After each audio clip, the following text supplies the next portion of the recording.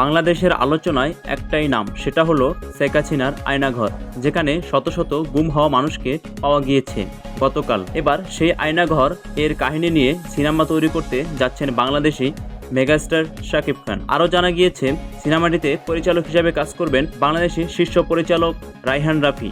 সম্প্রতি শোনা গিয়েছে ইতিমধ্যেই আয়নাঘর নিয়ে গল্প লিখতে শুরু করেছেন রায়হান রাফি, যেখানে মেন হিরো হিসাবে অভিনয় করবেন বাংলাদেশি মেগাস্টার শাকিব খান। রায়হান রাফি পরিচালিত ট্রেন্ডিংয়ে সিনেমাটি রয়েছে তুফান, যেটি সুপার ডুপার হিট হয়েছে, যেখানে নতুন এক লুকে দেখা গিয়েছে শাকিব খানকে। সাউথ ইন্ডিয়ান কেজিএফ টাইপ সিনেমার কোনো অংশে কম নয় তুফান, যেখানে শাকিব খানের লুক দেখে মনে হয় এই বাংলায় শুধু শাকিব খানই রয়েছে। এছাড়াও সামনে খুব শীঘ্রই আসতে যাচ্ছে তুফান 2, যেটা নাকি বাংলা